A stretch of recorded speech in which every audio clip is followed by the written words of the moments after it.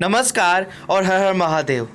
भगवान शिव जो पूरे संसार के कर्ता धर्ता हैं, आज मेरे और मेरे कुछ दोस्तों का मन हुआ कि हम क्यों ना 12 ज्योतिर्लिंगों में से एक ओमकारेश्वर ज्योतिर्लिंग का दर्शन करके आएं। दरअसल इस जगह का नाम ओमकारेश्वर इसलिए पड़ा क्योंकि ओम शब्द की उत्पत्ति इसी जगह से हुई थी। यह मंदिर मध्य प्रदेश के खंडवा जिले में पड़ता है और सभी शिव भक्तों के लिए ये जगह एक स्वर्ग जैसा है। तो चलिए अब हम जान लेते हैं इस जगह के इतिहास के बारे में। ओमकारेश्वर प्रारंभ में भील राजाओं की राजधानी थी। लंबे समय तक यहाँ भील राजाओं ने राज किया।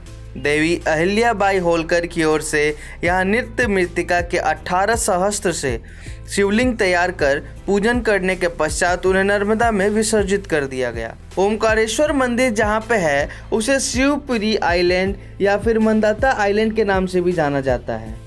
यहाँ पे नर्मदा और कावेरी दो नदियों का संगम है। मंदिर से कुछ दूरी पे जब हम इस घाट पे पहुँचते हैं तो हमें एक तरफ कावेरी तो दूसरी ओर नर्मदा देखने को मिलती है और जस्ट आपके आंखों के सामने ही उन दोनों का संगम भी होता है।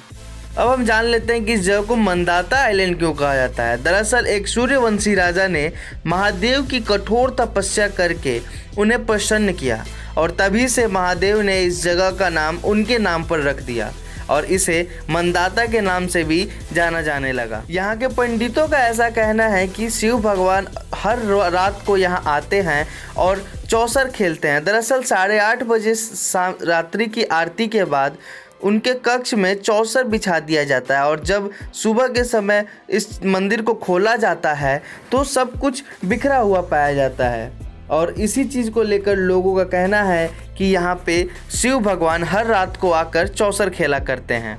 जब हम खांडवा से टैक्सी या फिर बस लेकर ओमकारेश्वर ज्योतिर्लिंग पहुँचेंगे तो आपको मेन मंदिर में पहुँचने के लिए 2 रास्ते दिए जाते हैं, एक तो ब्रिज और दूसरा है बाई बोट।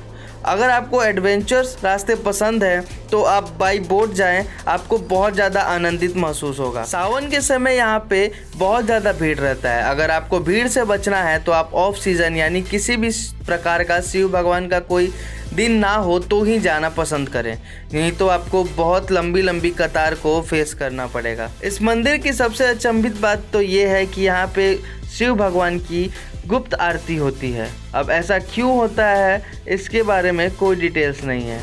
तो ये था ओमकारेश्वर ज्योतिर्लिंग का इतिहास और उससे जुड़े कुछ इंटरेस्टिंग फैक्ट। अब आपसे मुलाकात होगी एक अलग वीडियो में एक अलग इंटरेस्टिंग फैक्ट्स को लेकर। तब तक के लिए स्वस्थ रहें, मस्त रहें। जय हिंद, जय भारत।